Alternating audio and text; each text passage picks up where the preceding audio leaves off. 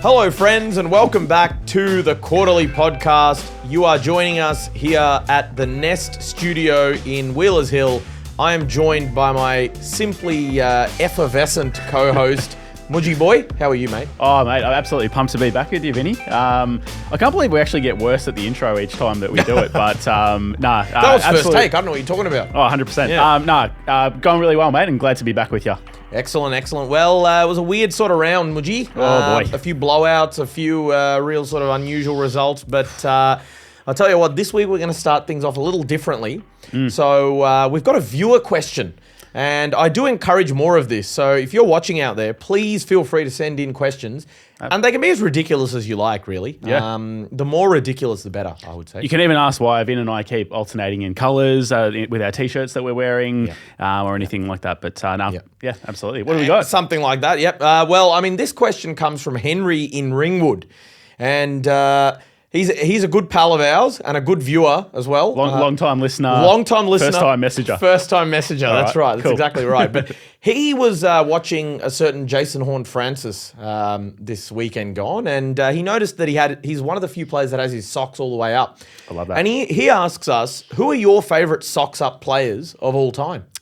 That is an awesome question because one of the things that I love about our boy Horny is that exact thing. I love that he's got the socks up to that traditional look. Shirt tucked in, exactly. And he's just got that more, I guess, old school traditional look, which I don't know when that disappeared, probably like late 90s maybe, early 2000s, when a few of the socks started to go down. And yeah, there's not many players that have them up. So it's who is some of our favourite players to have the socks up? Yep. Well, one that comes to mind straight away for me, and I actually see as striking resemblance in Horne-Francis and this person. Yeah, I know where you're going with this. Is Nathan Buckley. Yep. I just think there's a lot of similarities between the two. They're both very powerful midfielders, especially young Nathan Buckley when he sort of first came across to Collingwood, able to sort of grab the pill in the middle of the ground and just burst through. Just accelerate and put it on the boot. And both of them can really get the journey with their kicks as well. So I see a lot of Nathan Buckley in Horne-Francis, but yeah, he probably just needs to take another step in the next year or two to keep up with where Nathan was at that time. I like that. But I love that Horny is keeping the socks up and he's sticking to that look. So he's one of my favourites. Okay, very good. Well, one of mine, and I guess one thing I should say is that the big gangly ruckmen don't count because they will wear their socks up for shin pad reasons. Shin guards, yep. So they don't count. But I'm going to say, he always had his socks up, but I think people just forgot about it. He's Lance Franklin. He'd be my favourite. Always played socks up, buddy. And I don't need to explain why, I guess. He's a human highlight reel. Yeah. And I don't know. I feel if I played footy, I'd want to wear my socks up. Would you wear them up, do you think? I think so. Yeah. It'd make your legs feel slightly warmer, you know? And in a winter sport, you need every bit of warmth you can sort of extract from the fabric on your being. That's a really good point. Maybe that's why that's a good point. Why did long socks even come into the game in the first place? But that's a great point. Cool air on your shins. That's brutal. Absolutely. Brutal. Another one that comes to mind for me, just one more, is Sav Rocca. I don't know if you remember him. Saverio Rocca. Yeah. Obviously, I think he started at Collingwood. Yep. And then he went across to the North Kangaroos. And one of the best set shots you'll ever see. If you look up Sav Rocca, just even an image of him, you'll just see this really straight leg when he's when he's kicking the ball through the goals, and just had just one of the best actions, and ended up going to the NFL as a punter. Obviously, it was a very good kick. So, but yeah, he looked very classy when he had the long socks. So, loved it. Big Saverio. Three very, very good players there, Mudgy boys. So, thank you to Henry from Ringwood for that exceptional question. Please feel free to keep them coming in. Now, with that said and done, Mudgy boy, the first result, I guess, that leaps off the page that listeners are probably thinking about as we speak is the Carlton Football Club. Crikey. Now, they were 43 points up. The score was 44-1. Okay, they had a 7-goal head start. Everything going well. Sunny day at the MCG. VOSS's going, how good's this? We're finally back in the winner's circle. Had a week off. Whereas Melbourne, I'll jog your memory here, they've flown back from Perth. So they've done the longest flight. Oh, well, the longest flight is Tasmania to Perth. Or Brisbane to Perth. Well, one of the longest flights in the country. They've come back, 43 points down at half time, inexperienced team, new coach, and they've absolutely wet themselves. And the Melbourne Football Club has come over the top and beaten them quite convincingly as well. It wasn't a last gasp thriller. It ended up being a total sort of, domination in the end. Yep. Wow. Oh, boy, Vinny.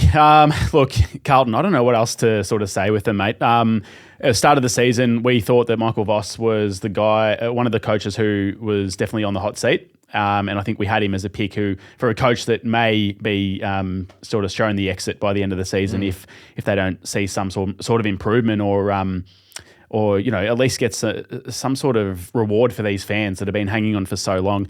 Very similar boat to Essendon that the Carlton Footy Club find themselves in.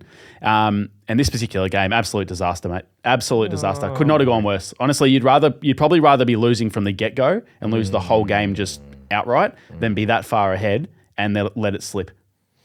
Yep. Well said. I think there are so many players on Carlton's list that are just not AFL standard. Yeah. So many. It's really quite alarming watching somebody like Campbell Chesser play, for example. He's, was a high draft pick to West Coast. They let him go. Yeah. Came to Carlton. Hasn't been particularly...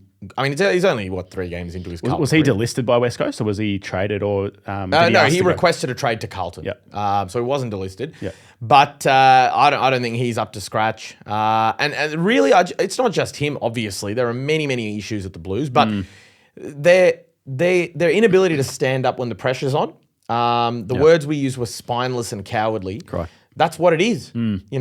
As soon as the heat gets turned on, they go to water. Yep. They melt. Even against a team like Melbourne, who are relatively new to this group is new to winning. And even against them, Carlton could find nothing. They were getting absolutely towelled up. And you'd see things that would just make you be like, how? Cozzy Pickett running out the front of a stoppage on his own in the final quarter. Surely you know that there are a handful of players in Melbourne's team that can take the game from you and that he's on the top of that list. Yeah. Nobody manning him up at all. And then they've got nobody at the defensive side of the centre circle throw up. How are they backing Mark Pittner to beat Max Gawn in a genuine ruck tap sort of situation? Yeah. Where's the respect for a 250 game 8-time All-Australian Premiership captain? Premiership captain? They're going, nah. Hey, there's someone on the offensive side for Melbourne. Nah, don't worry about it. Mark Pittner. Yeah. He's got him.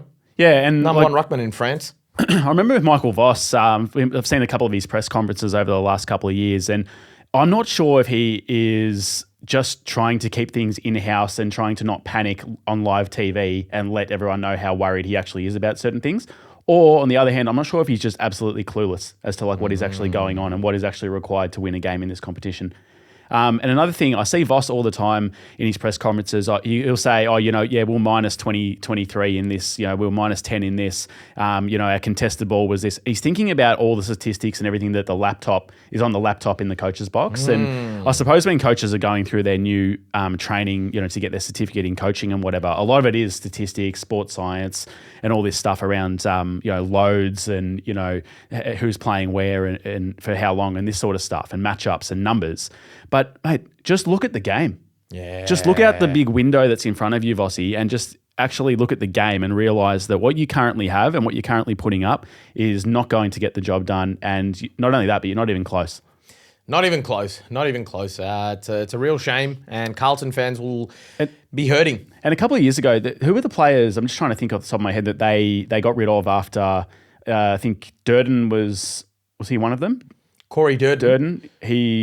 He went to Port Adelaide at the end of last season. Owies as well. Owies went to West Coast. Yep. There was a couple of others as well that they let go, which I thought, Kennedy from the Bulldogs as well. Oh, Matt Kennedy, yeah. So when they released Matt Kennedy, I was because I think that was the year they made the prelim or they went really close. Yeah. And I'm scratching my head thinking, okay, so you're pretty close to a grand final here, Carlton, and you're getting rid of your goal sneak in Owies and your sort of third midfielder in Kennedy. And a lot of Carlton fans might say, yeah, but they weren't quite good enough or whatever the case is. But I'll tell you what, whatever was coming next was bloody nowhere near it. No way. The way I see it is if you're that close to a premiership, you got to just go for it. And I feel like they've probably taken their foot off the gas here, Carlton. A lot of teams have just gone straight past them. Yeah, no good. I mean, Owies, I don't rate him. Durden, I mean, they're nothing players. To me, it's typical Carlton's. Jack Martin was another one that. Yeah. Jack Martin, okay, fair enough. I think he would have to be best 22 or 23 at Carlton, right? But, I mean, Owies is not best 23 at West Coast. Durden, I mean, I think they're typical of Carlton's problem is that they just consistently get nothing players. They let some go and then they bring more in, like Ollie Florent, Will Hayward, Campbell Chesser. Like, you may as well just get no one. I would honestly rather you just go to the draft and take a chance on 3 completely unknown human beings than go for these players that are recycled, have been tried and tested, and you already know their ceiling. They're not going to suddenly get better playing for Carlton. Yeah. Barely anyone has. I can't think of the last player that started elsewhere, came to Carlton and got better. The only one I can think of maybe is George Hewitt. That's it, right? So I don't understand the logic. Just go to the draft. Take a risk. Who knows? You might pick up another, you might get a superstar at pick 30, or pick 40 or 50 even. Yeah. With Campbell Chesser and Will Hayward and Ollie Florent, you should know what you're going to get with them. Yeah. They're not going to turn you into a final side.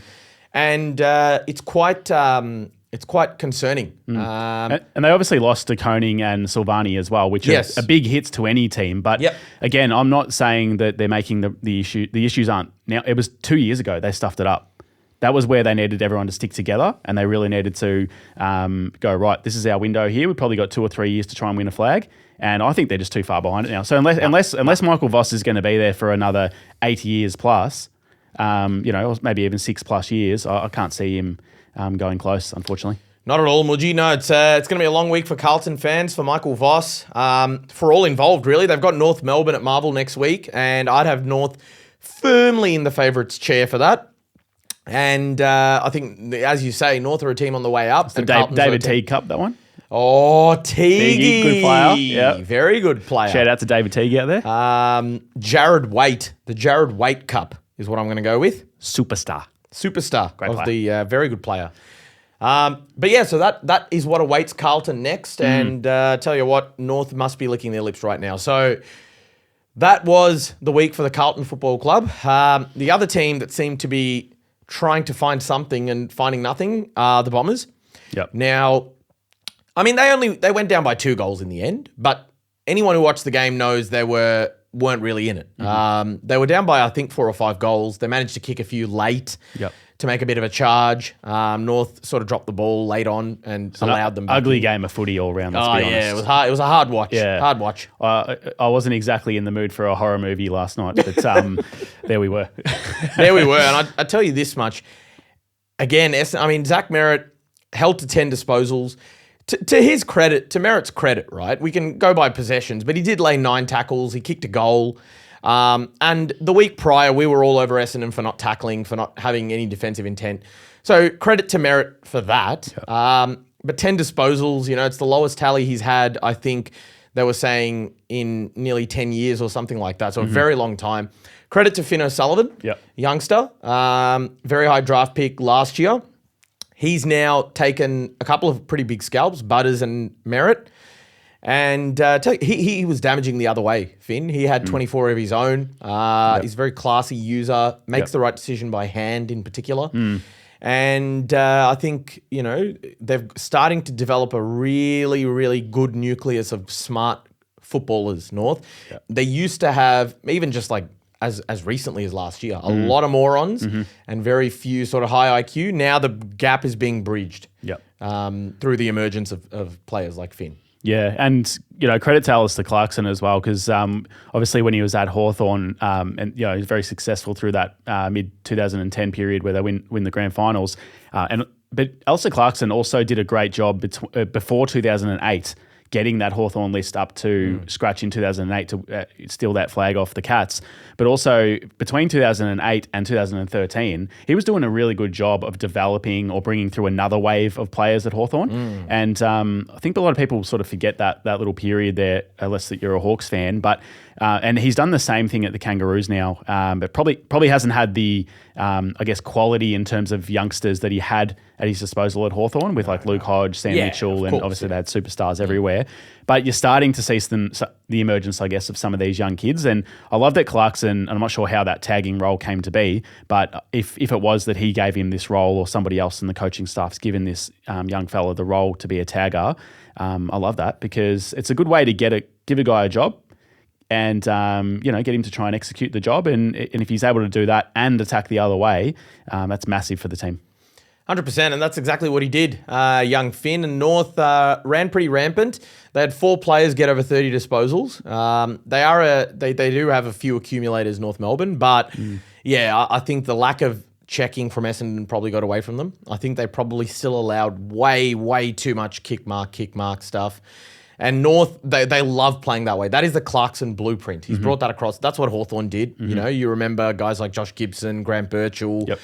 Just, being able to sit behind the ball and redirect traffic. Gibson, Burgoyne, they were really good at it. Sean Burgoyne, yeah. So, and now they're sort of doing a similar sort of thing. Yep. Except now you've got your Colby McKercher, your Harry Sheasel, Caleb Daniel, obviously Finn, guys like Finn O'Sullivan. So, I think Essendon probably let them play that game style a bit. Yep. But it's going to be a long, hard year for Essendon. It doesn't get any easier. They've got the Bulldogs at Marvel next week, which could be...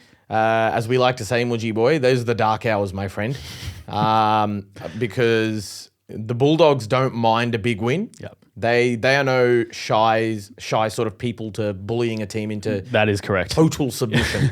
Exactly. And they match up pretty well on the Bombers anyway. I think they would have won quite a few against them, especially in recent years. So, could get ugly.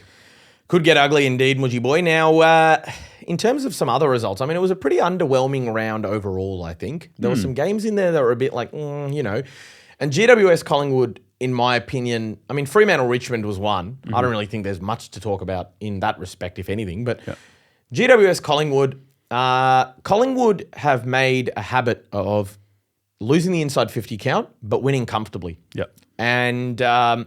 Craig McRae doesn't seem too worried about it. He's raised it a couple of times that, all right, we're probably losing field position. We're probably losing the territory battle sometimes. But when they need to, Collingwood do exactly the right things. They don't panic. They pressure. They make the right decisions in the sort of... They say the game goes past you very quickly. In those split seconds, they make really good decisions. Yeah. Their older players seem to always stand up. Like Still Sidebottom, I thought was exceptional. Yeah. The Giants... couldn't kick a winning score. What did you think? Mate, so to be completely honest, I watch a lot more Collingwood games and I watch them a lot more in depth than a lot of other games, just being a supporter, or at least up to this point in time. But I think Collingwood are one of the best, if not the best, coached team and drilled team overall. They talk about always playing the system and stuff like that, but they are able just to do that. And even when they bring in guys like Will Parker last year, I think he played in 10 games last year and we won all 10 of them. So they're just really well drilled. And like you say, and one thing I want to point out as well is Collingwood's defense, or not necessarily their backline as such, but their team defense overall is the best in the AFL. How many times do you think they've had a score of over 100 points scored on them in the last year and a half? Very true. Very solid team defense. Do you want to have a guess? Well, I'm going to guess 1. That's correct. Yeah. So one time, and that was against Hawthorn, who always kick 100 points against Collingwood, and are a really good side. Very good offensive side, yeah. And that's not including the Brisbane scored 100, I think, against them in the finals last year as well. Okay. But they're very good at being able to keep teams to low scores, and to keep GWS to under 60 the other day is absolutely incredible. I think the good thing for Collingwood is there's still a lot of room to improve, and they're still winning comfortably, which is a good sign for this. That's what you want. This start of this part of the year. So, I think they're playing really well. I think Oscar Steen was a really big highlight for Collingwood as well. I think if you look through the history of Collingwood as well, Ruckman, few and far between. Yeah, Grundy and Cameron have been good, but prior to that, it was. Yeah. Who was it? It was Darren Jolly at one point. Yeah, Jolly Premiership, Ruckman in 2010, and the grand final in 2011, and Josh Fraser before that. Big Fraser, the eraser. Yeah, and look, they were serviceable players. Jolly played a big role in that premiership in 2010. Darcy Cameron is we might have to raise him in the unsung heroes at some point throughout this year, because he is an absolute superstar, and the stuff that he does for the team is just amazing. Yep. And seeing him get around Steen the other day before the game is awesome as well. He was really happy for him. And I think Steen adds a whole new element to that Collingwood midfield and might just change things a little bit going forward, which is good. Could be interesting. I think the Giants, I know it feels like we say this almost every week, but I still just don't think it's panic stations for Kingsley's men just yet. Yeah. And Adam Kingsley, I mean, he was asked in the post-game, do you think you can turn it around? He was very, very emphatic in saying, yes, absolutely, we will 100% turn it around. He didn't want to blame the personnel either, which I liked. He said, look, we think the players we've got out there are good enough. I don't think that they are yet. They're obviously young, talented players, but they've probably got one too many guys that hasn't played over 10 games, and it becomes very, very hard to stick to a procedure and a process when you've got that much inexperience. Phoenix Gothard, Ollie Hannaford, James Leake. There are a lot of guys in that team that are still just finding their feet, finding their way.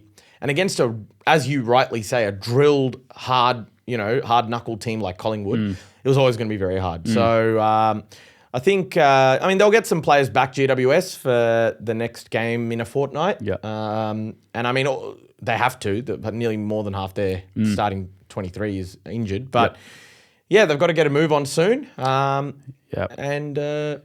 last week we were saying GWS, they just look so frustrated. And again, you could just see that the other night. Like Jesse Hogan was just frustrated straight away from the get-go. Yeah. And if they're going to play that game, if they're going to get frustrated and just bomb the ball inside 50, especially against the better sides in the competition, it's not going to work out well for them. So they need to go back to the drawing board strategically and try and work out another way that they can hit the scoreboard. Whether that's leading out to the pockets or creating some space in there for Hogan and whatever, because he's just standing under the ball, throwing his hands up. I wouldn't mind. I love Jesse Hogan, but I wouldn't mind seeing a bit more from him as well. Yeah. I thought maybe I'm not sure if he's injured or what was going on, but he didn't look as desperate to get involved. Yeah. If that makes sense. Some players you just see they're desperate. They want to, at all costs, be involved, even if they're being tagged. He just looked a little bit sort of stuck on the back foot. Yeah. And yes, you're right. The connection wasn't there. They were bombing it on his head every single time. But I would have loved to see him get up the ground, really hit some bodies, And I couldn't see the whole game from a wide lens or anything, but if Kingsley's able to identify that, or whoever it is, maybe throw him behind the ball.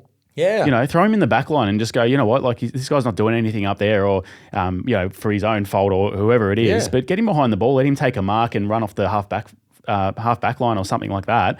Just get his confidence up, get him running around a bit and that's it. Get him involved. Well, they'll get Richmond after the bye this week, and you'd think that will be pretty easy work for them, you would think, but the season's definitely throwing up some surprises early days. And one that's not a surprise is Freo and Richmond. Freo took care of business, pretty straightforward out there in the West. I thought Luke Traynor was really, really good for Richmond. He's going to be a good player, isn't he? Very good player, very smart player. I was surprised he slid as far as he did last year, but he looks very good. And Richmond's another one. They're missing a lot of players that they would like to have playing. Yeah.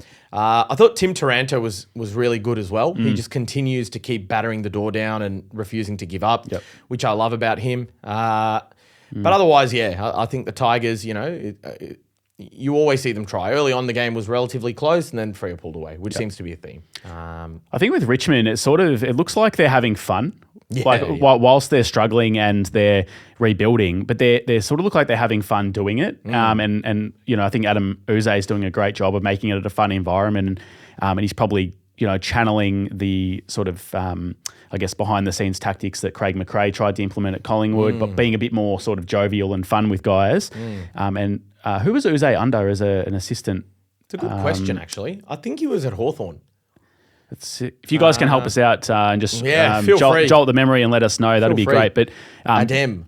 Yeah, but he's done a great job making the environment fun for Richmond. And I think that's giving them that energy to be able to compete and be competitive, where Essendon and Carlton and GWS to a certain extent, they look the opposite. They look like they're annoyed at each other, frustrated, and just like over it. So Yep. Absolutely. So. No, it's there will be brighter days for the Tigers soon.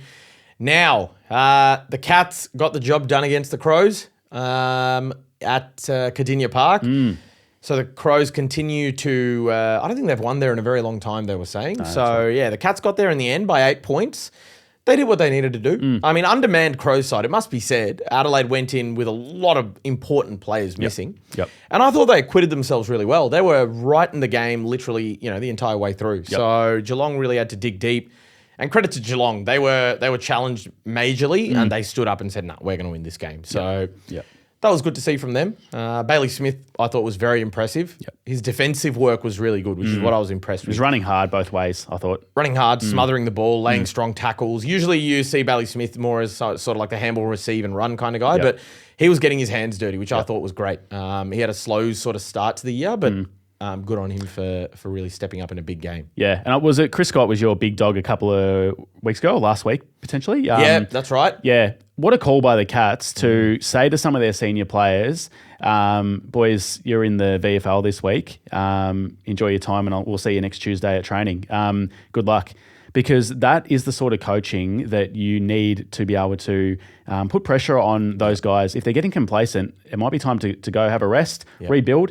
There's a number of things you can take out of it. You go back, you work hard, number one, but also if you can go back to a sort of lower level VFL and play well, it also gives you confidence. Yep, that's Sometimes right. small forwards are lacking in confidence and you need to go down there and just kick 2 or 3 and have a fun, enjoy yourself and come back. Spot on, spot on. And it was Brad Close and James Warple that didn't come back in. So Warple wasn't omitted, but he was injured and then he wasn't picked when fit. So he played VFL. And Brad Close, premiership small forward, also sent back. You're right. Yep.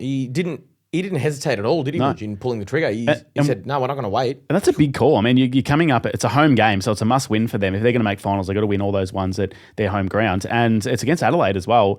Arguably, they're probably going to be a top 8 side. So it's a big call by Chris Scott. And that's why the Cats are a really well-drilled, good team that is successful. Their VFL side thrashed Hawthorn's VFL side, Box Hill. Yep.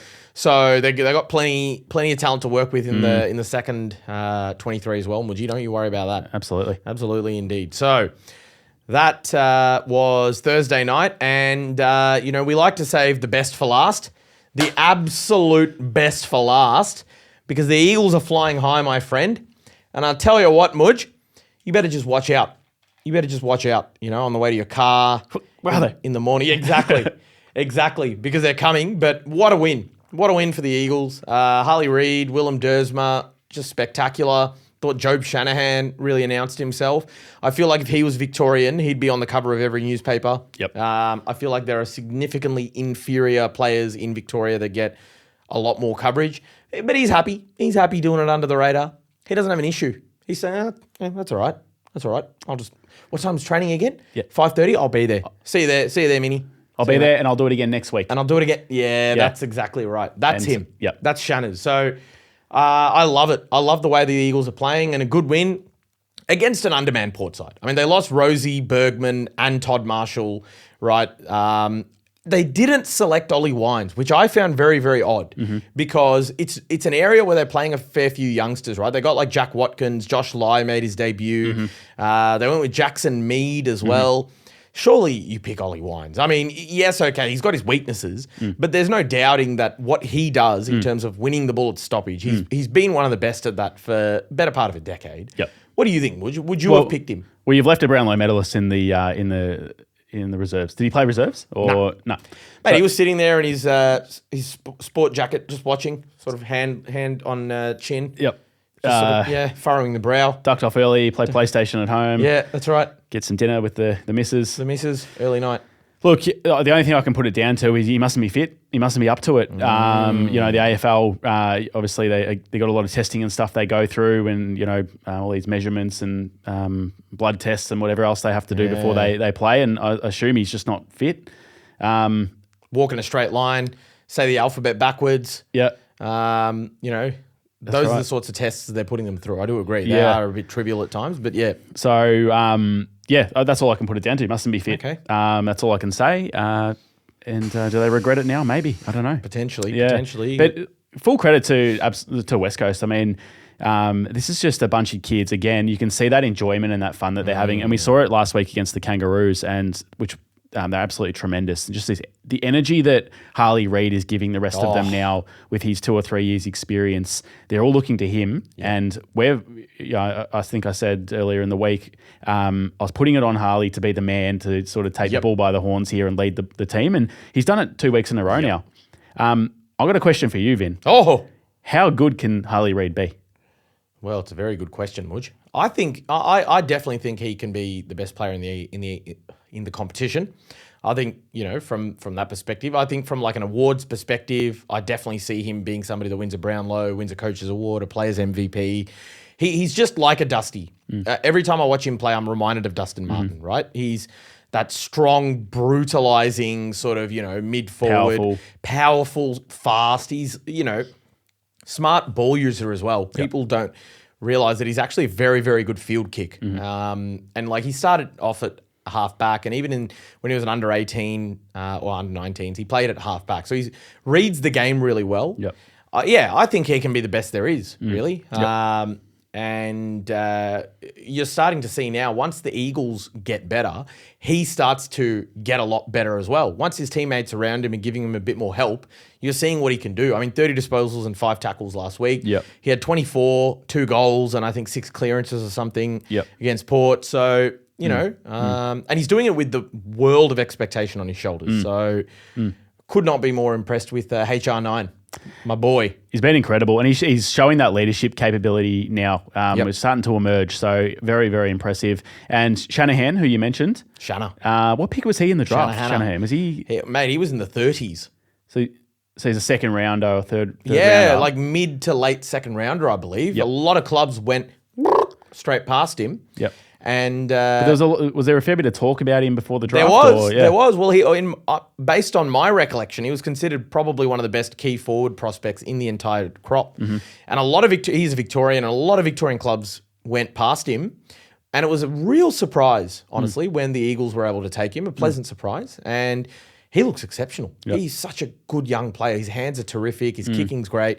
And he's able to go back and take, intercept marks late in the game, which is a huge sort of card that the Eagles can play. So very exciting time. And this ticks off another question is, can they win back-to-back games, West Coast? We can tick that off now. And can they win away from home? You can tick that and shove it up the clacker, because that's exactly what the boys have done.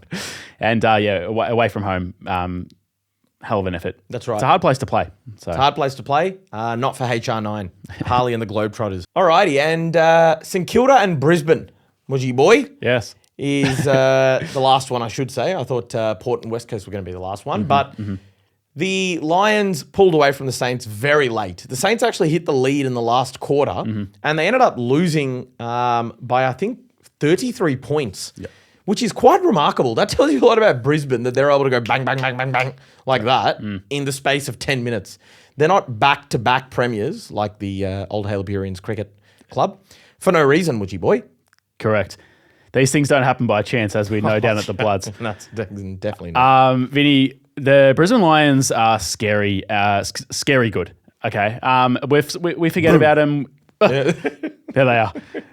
Mate, they're going to go very close to winning it again. No, they are.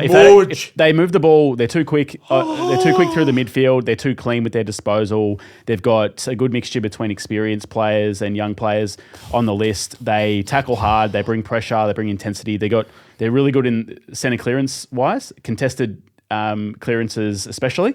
Yeah. And to be honest, I feel like they're just sort of, they know how to win the grand final now as well. So they know what the formula is. They don't need to absolutely play flat out 100% for 24 weeks and then, into the finals series. They know how to just sort of manage their way through. So the way they played against St Kilda the other day was just them putting their hand back up. So you're sitting there on your ass and telling me that as we sit, the Lions are going to three-peat. That's what you're telling me. As we sit, I will say that that's a very high chance if they don't have some injuries that take place. I think we would need to see. I think we would need to see Lachie Neale out of the side. Potentially McLuggage. Well, the crazy thing is, they don't have Harris Andrews, McCluggage. They're missing a fair few, but they found a way against a competitive Saints side. Yep. I think finals time, you need to be close to full strength. Well said. Yeah, I think if they have a handful of injuries, they may just fall short. Yep. But I tell you what, their best is 100% good enough to get the job done. Well said, Mudgy boy. And that takes us through to the end of round 3. So if you count round 0, we've had 4 rounds of football, and it's been interesting. What a month it's been. What a month. I can't believe it's been a month. That's crazy. That's fucked. And I'll tell you what, the next round of football we'll get is going to be a lot more interesting than the one that's just been, Mudgy boy, because GWS and St Kilda kick the feet up, and everyone else comes back. So we're going to get some interesting games. The first one is an absolute cock scratcher, and I mean that in a good way. It's Brisbane and Collingwood coming to you live from the Gabba, the Wallen Gabba, they call it up there. Oh, boy. That's right. That's right. It's your boys. Yeah. And I'm looking forward to hearing what you have to say about this, Maggie. Well, it's a prelim final rematch, mate. What can I say? You think there's not a bit riding on this one? There sure as hell is. Get fucked. Yeah. Look, it's going to be a ripper, mate. I think, like I was just talking about the Lions and the speed in which they can move the ball. I think Collingwood, with a couple of key injuries, looks like Darcy Moore's not going to play for about a month. Yep. I think that'll probably push out to about 6 weeks or a little bit longer. And to be honest, I wouldn't be opposed to leaving him out for a couple of months at least. Scott Pendlebury. Oh boy! Obviously on his way to breaking this games record that we have penciled into the stats books, but looks like he's got a bit of a sore Achilles. What are your thoughts around, I guess, him moving his way towards that record, Vin? I saw Achilles. How coincidental. Right on the verge of a interstate trip. So is his next game the record-breaking game? No. So I think at the moment it's scheduled to be the Anzac Day game against the Bombers. So, okay. So, all right. So if he plays this week, it'll be the week after. Yeah. Yeah, okay. But in other words, if he plays every game from now, it'll be the Anzac Day game. I'm fairly certain that's the case. I could be a week or 2 out. So Okay. By all means, let me know in the comments if that's the case. But Well, I think it's interesting. But Pendlebury, look, it's obvious that they're sort of, giving him a wheelchair ride to get there. But having said that, great player. When he's on the ground, he's always impacting the game. It's not like he's just standing there, doing nothing. So there is that side of it. But Brisbane, look, it depends on their personnel, I think. Collingwood have given them a fair few frights up at the Gabba over the past few years. And, I don't know. I feel like Collingwood is one of those teams that really likes playing Brisbane. Seems to be a bit of a bogey side for Brisbane. Yep. So maybe your boys get the job done. I think we might just fall short. I think the Lions have improved a bit over the last sort of 14 days. I think a few injuries for Collingwood might just leave them a little short. But I really hope they can put up a good performance so we can see a classic matchup like last year in the prelim. We'll see how it goes. It'll be an interesting one. I'll be looking forward to that one, Mudgy boy. Now, I'll tell you this much. Easter Friday is going to be an interesting one. The Kangaroos are going to be playing Carlton in the Jared Waite Cup, or as you described, the David Teague Cup. And absolutely. That's going to be an interesting one. Now, we've had a lot to say about Carlton, and Michael VOSS, in his post-match press conference, was asked, at what point can the fans expect a turnaround? And he said, well, that's what we've got next week, because we get another crack next week, which is a very insightful answer from Vossi. It isn't, actually. And if I was a Carlton fan, I wouldn't be happy with that. And mate, they're going to lose. You think? North. They're not going to win against North. I'm telling you right now. They're just all over the place. Their coach has no clue what's going on. Their fans are rightfully gutted right now. I think North deserve to win, will win. That's it. Yeah, mate, I can't disagree with you there, mate. I think we spoke about Carlton earlier. There's not much to write home about. I think last week we even said we can't tip Carlton until we see some evidence that they're actually improving. And we're not seeing that. Kangaroos, I can see improvement. I think the Kangas will get the job done. Vossi can keep saying there's next week until, unfortunately, one day there won't be. Yeah, well, Carlton, one thing they'll be happy about is they won't have to see Tristan Xerri, most likely, because the big X-monger took what looked like to be some blood out of the old schnoozle and wiped it on Andrew McGrath's face. Now, that is one of the most unusual incidents I've seen in quite some time on a football field. Absolutely. That's right up there with the Hopoati from the NRL. If people don't know who Hopoati is, please look it up. Or don't. Yep. But it was just bizarre. It was very unusual. I've never seen anything like that. It was very 80s. Had a very 80s feel about it. It did have a bit of 80s feel about it. Bodily fluids just flying everywhere. Yeah, it's just bizarre by the big fella. Look, there's going to be a lot of talk about this, obviously, this week. I guess, what are your thoughts about the whole sort of situation? So my understanding, it's going straight to the tribunal. Spot on. How do you think it's going to pan out? It's a misconduct charge. And, I mean, if you did that in the street, or if you did, I mean, people say this all the time, if he did that in the workplace, he'd be getting bloody. But this is actually one of those things where if you did it anywhere, even on the football field, it's but if you did that anywhere else, that's assault. Mm-hmm. You know, you could be looking at a serious criminal charge for doing something like that, because if you spit at someone, that's considered assault. Yep. So one can only imagine what wiping your blood would be. So, look, mate, I think it's really poor from Big X. You know, he's a great player, but that's not on. You can't be doing something as disgusting and as dangerous as that. It's a genuine health concern is what that is. We don't know, you know, what kind of conditions he might have or what vulnerabilities McGrath might have without getting too biological about it, but... No good, mate. No good. I think he should be getting at least 4 weeks, in my opinion, because that is, that's just disgusting. You cannot see that or have anyone do that. Yeah. Well, you think back, I think there was the incident in 2001 where Nathan Buckley was bleeding from the forehead or the face area, and he leant forward and sort of rubbed it onto Cameron Ling's jersey. Yep. That was in 2001, obviously a long time ago now. And there was also Jeremy Howe had an incident where he wiped blood on one of the players' shorts at one stage as well. I think from memory, Buckley got suspended in 2001. And I think Jeremy Howe got off, but I have to double check that. But so there's been a long period of time, strangely enough, where this has never occurred. And I say strangely enough just because there's so much footy that gets played. And so many blood rules. And so many blood rules, you know, and so many head knocks and stuff. But that just shows me that everybody understands how sort of serious this can be. So I suppose if somebody was to spit on somebody else's face, what suspension would you get for that, do you think? Has there been any incidents of spitting? There have been, not in recent times, there have definitely been incidents of spitting, never in someone's face. And that's the thing. I mean, the Howe and the Buckley incidents sounds like, you know, it was blood on garment, if anything. Yes, that's right. This is like he's actively taken flowing blood and just applied it. And we do apologise. This is not exactly dinner table conversation for anyone out there that's feeling a bit... I'm feeling a little woozy Feeling myself. A bit woozy about this discussion. But look, I think it's as clear cut as there's absolutely no rational justification for it whatsoever. A lot of people are going, but how was he bleeding unless McGrath hit him in the first place? That's a separate question. That's you're saying, all right, well, McGrath should also be suspended, but that's not a defense to what Jerry did, is it? It only provides context. It doesn't provide a defense to it. So look, I think 4 weeks. I'm not sure how long you think. I know some people that think 10 weeks. Which was, I don't know. You could say it's extreme, but it's such an extreme thing to do.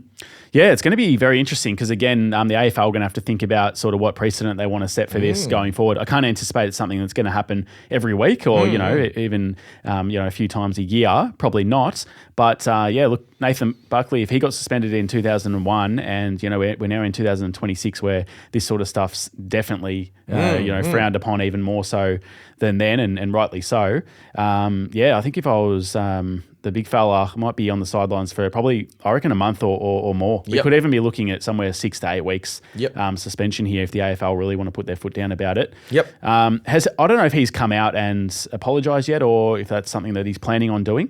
I don't know. I'm not sure. I certainly haven't seen any media to the effect that he's apologised. I suppose if it's going to the tribunal, they're trying to get some, advice and stuff behind the scenes before coming out and, I don't think...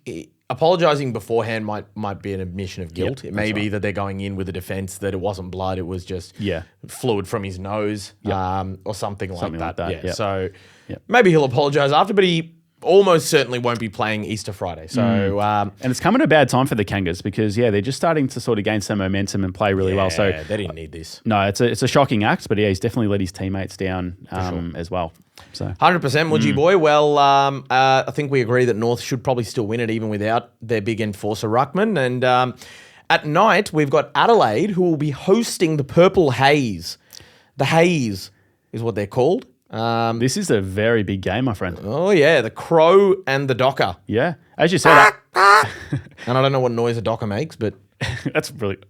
something to do with hitting... Yeah, or like an anchor. Throwing an anchor into the water. Right, yeah. A splash. There you go, yep. So this will be a good game, Woods.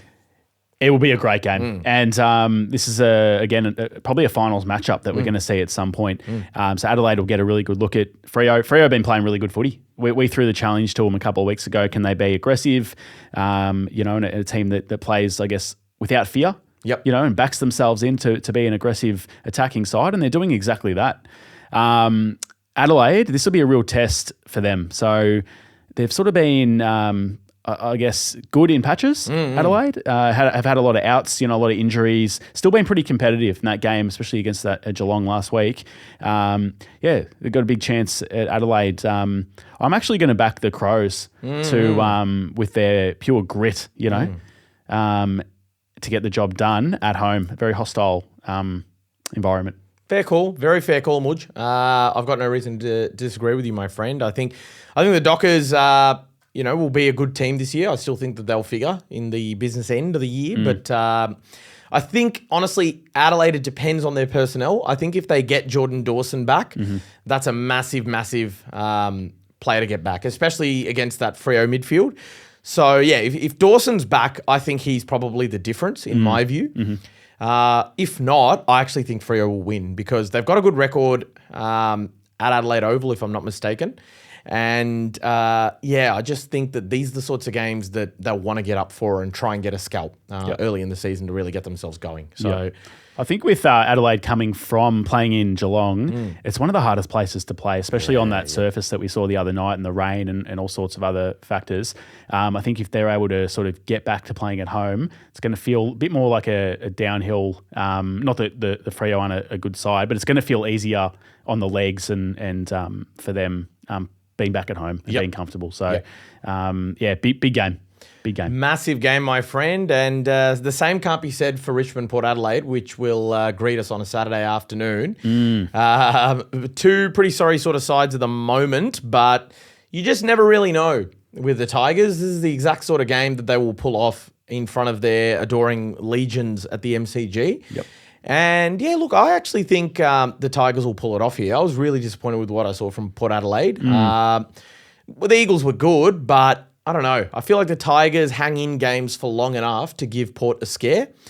And the players that they're missing, Port Adelaide, it's really starting to add up now. Rosie's class, Marshall's, steady head behind the ball.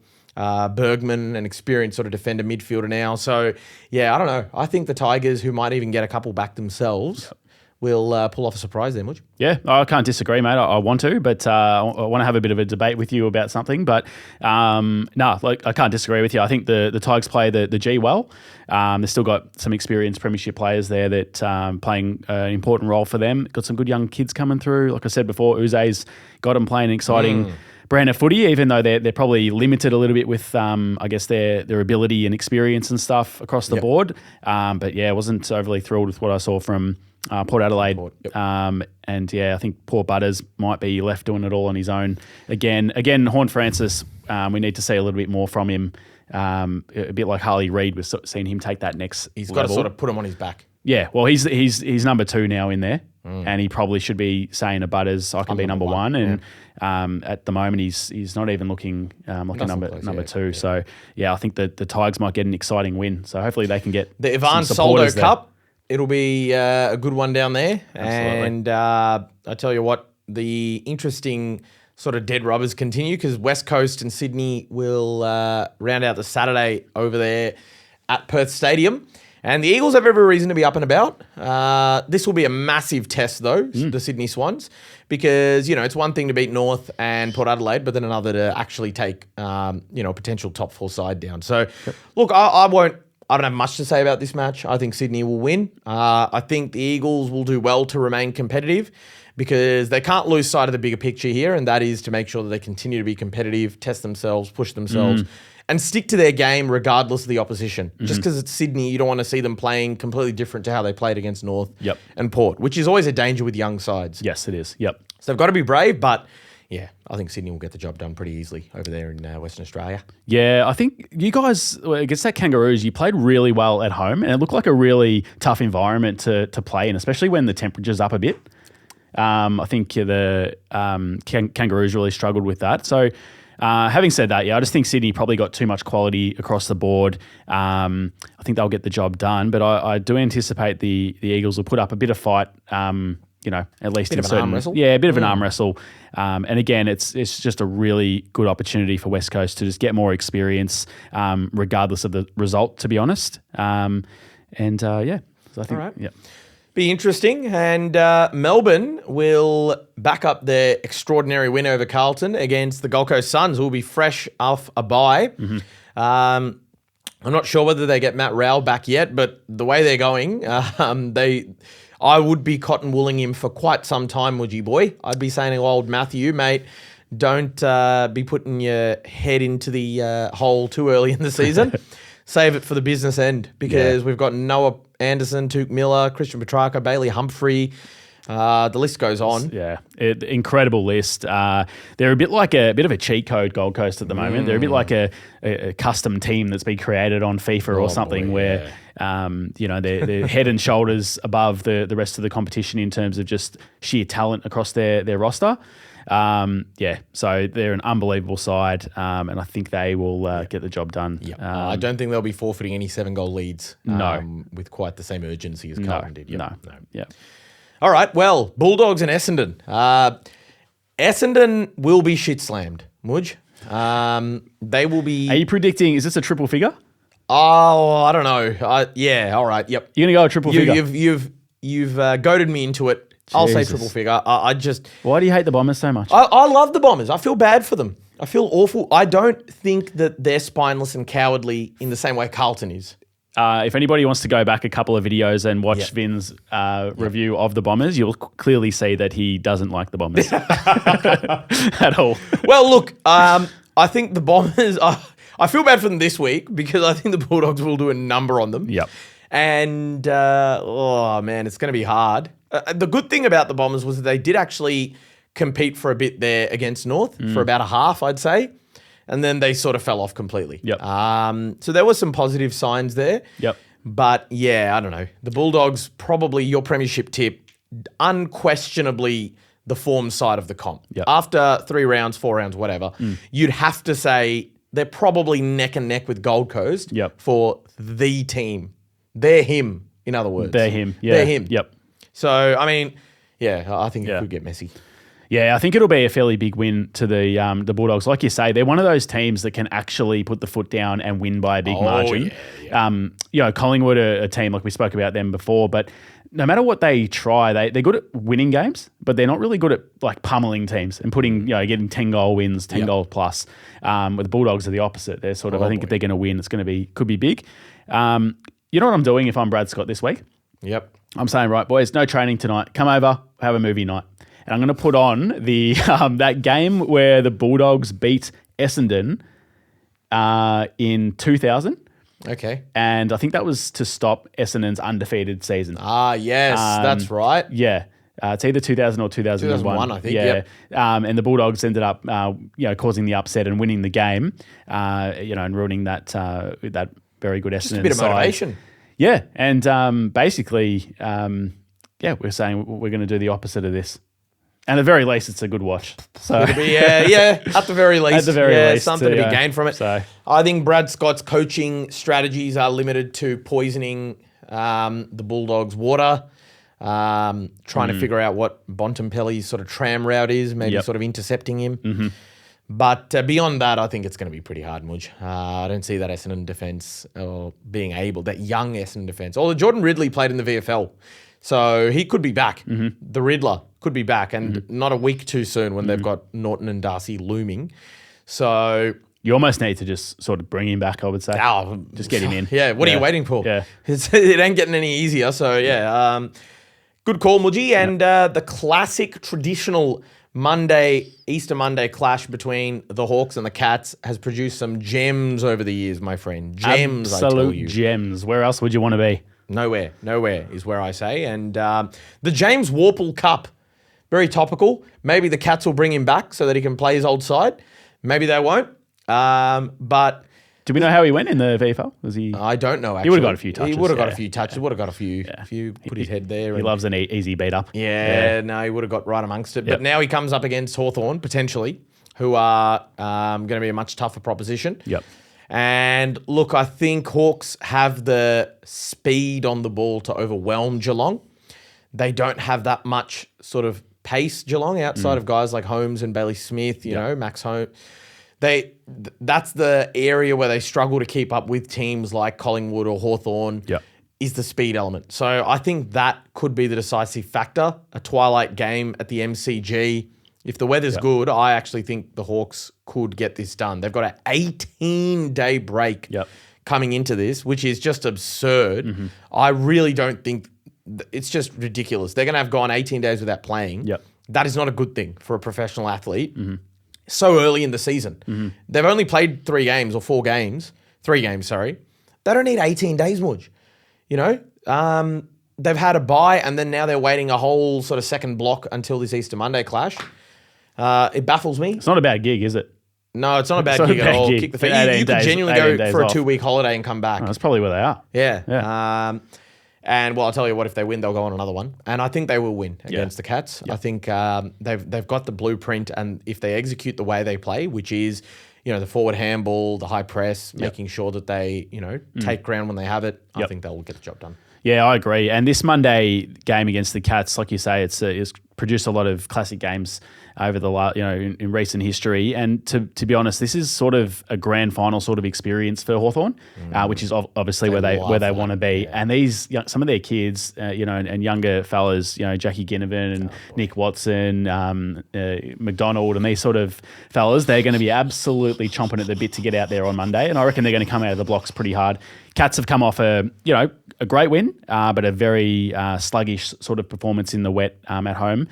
So I think Hawks will get the job done, but I think Geelong definitely do deserve some form of praise, and I don't think we should absolutely ride them off because we've seen what Chris Scott has done, especially this season, and with teams now. I think one of the criticisms with Chris Scott was when he won that first premiership 2011 was he's only done it with the list, that was so talented or whatever. But we've seen clearly now that he's actually a good coach. Yep. Or multiple premierships. Yep. Yeah, and the stuff that they do behind the scenes and developing guys and stuff like that, they've been able to do that as well. So I think the Cats will put up a fight. They're not going to rock up to a game and just drop their heads, but I think the speed and stuff like you mentioned, Hawks will get the job done. Alrighty, well, that takes us through to the end of round 4. And obviously the Giants and the Saints have a bye. So it's time for the big dog, Woof Woof, and the small cat. Meow, meow.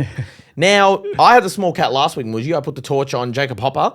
This week I've got the big dog. And I've already alluded to this young gentleman. It's Finn O'Sullivan. He's going to be my big dog of the week. The bouncing kangaroo. He was exceptional. Keeping Zach Merritt to 10 disposals. I had to refresh the AFL app about 20 times when I saw that. I thought, there's no way. Zach Merritt's not on 10 touches in the fourth quarter. It's a glitch in the system. It's a glitch in the system. There's no way. Keanu Reeves is having us on here. But no, it was true. And for a 20-year-old or 21-year-old to keep multiple All-Australian, multiple best and fairest, one of the best midfielders in the comp, to 10 disposals, is just remarkable work. And he was very damaging the other way. I love how clean he is. He just doesn't really seem to panic. And in his draft year, he was, for a long time, he was the consensus number 1 pick for a while there. And you can see why. And north of, they've got somebody they can build a club around. Him, McKercher and Sheasel, their ball use is just an absolute gift to watch, my friend. So he's going to be my big dog of the week. Well done, Foss. Foskey. It's probably the biggest accolade he's picked up in his AFL career to date. So he should be overly happy with that. Thrilled. And, yeah, I think we need to get a trophy that we can hand out, I think. Yeah, good point. And they have to come in to collect it. Yes, absolutely. That's right. Yep. Who's if you want it, you cat? can come and get it. I'm sure they will. No, they'll be queuing up. Absolutely. Who's your minuscule meower of the week, Mudgy? Meow. Look, Vin, I don't like giving out the small cat award if I don't have to. And usually I still give it out anyway. Good. Good. I'm thinking of the GWS Giants, but my small cat award is actually going to go to their medical team today. Oh. And I'm not sure of their names, but it's going to the medical team. Help me, Rhonda. As we remember from the other day, there was an incident in the back pocket where Jack Crisp and young Ryan Angwin jumped for the same ball. Poor old Angers. Angers cop one to the nose, the facial area, and he hit the ground. Immediately on impact, you could sort of see he was in a bit of shock, a bit dazed, and his arm sort of came up in the air. And by no means am I a doctor or a medical expert by any stretch of the imagination. You are. Yeah. But looking at him, I thought, geez, that looked like a hard hit. Yeah. Maybe we should just take him off and just sort of see how he is, right? So they get the runner out. Because obviously they're a professional outfit. They're trained medical experts, yeah. The Giants, sorry. They're a professional outfit. So they run out to him. Ryan, how are you? Uh-huh. I'll see you on Tuesday, Marty. He obviously gives an answer where he's like, no, I'm good to go. I've just hurt my ear, where there's clearly blood on his finger from, what ended up being a burst eardrum. Meanwhile, you've got the two medical doctors or the two medical experts looking at the TV screens, rewinding the incident, and you can see them sort of discussing with each other, trying to work out, is this the sort of incident we should get them off for the concussion, to put them through the concussion protocol? Or what do you think? How about, guys, just go and get him off? Yeah. Make up your mind after. Make up your mind after.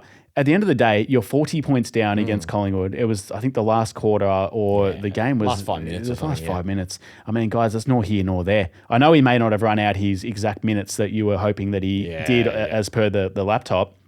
But, guys, especially... And the reason that I raise this is obviously there is a lot of issues going on behind the scenes around players that have suffered from concussion. There's a lot of lawsuits and class actions that are currently taking place. And I believe that GWS Giants are actually one of the clubs who are being investigated for some of their players who have had prolonged effects from concussion. So in this current day and age, guys, just get the young fella off. Do your test. If he's off for 10 minutes and you lose by 41 points... Big deal. Be it. Big deal. Yep. I was fairly disappointed with how that played out, especially for the young fella. Yep. Well, Brisbane did something similar on the topic of medical staff. Noah Answorth he could barely walk. The man was genuinely, it was like they were carrying a corpse off the ground. He was genuinely, his eyes had gone to the back of his head. He was just twitching. He was a limp torso. He was like, and the doctors were like, yeah, he's all right. Come on, mate, up you get. We'll walk you off. Why the hell do they have that stupid little buggy for if they're not going to fucking use it? Just get the buggy out there. Get the buggy out there. Mate, you're not paying for it. I know fuel prices have gone up, but surely, driving from the bench to the back pocket isn't going to bust them. That was amazing. I was absolutely shocked seeing that because Answorth could not even stand of his own accord. His arms were limp. He genuinely looked like a stalk of celery or something. And they were just helping him off, going, hey, you're all right. You'll be fine. So, Crikey. Anyway. Obviously, there's a lot of work to do in that space, and I'm going to give the small cat to GWS Giants medical team and the Brisbane Lions medical team. I love it. A double meow and a real warning to the medicos out there. Yeah. And don't think the small cat doesn't stop at one. Oh, no. So be warned. No. Yeah, be warned. Be warned. We should get them a bag of Whiskas cat food or something like that. But tell you what, Muzzy, that rounds us out for the episode, my friend. It's been an absolute pleasure as always here at the beautiful Nest Studio. T, the producer, has absolutely spoiled us. Please check them out and leave them a positive review, even if you haven't been here, because just take my word for it. It's incredible. Sorry, I was just taking it all in. Taking it all in, that's right. Wow. And you can get us on Instagram, TikTok, Spotify, YouTube. Please hit like, subscribe, share your comments. We love to hear from you guys. And otherwise, goodbye until next time, my friends. See ya. Bye-bye.